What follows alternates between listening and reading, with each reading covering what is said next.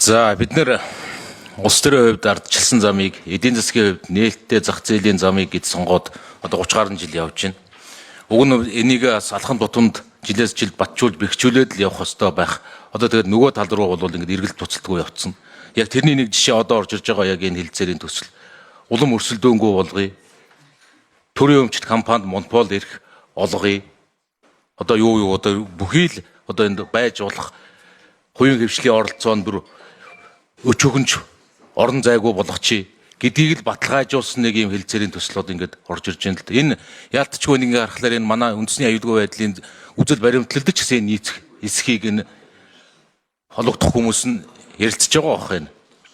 Үнэхээр нийцэж байгаа мó энэ.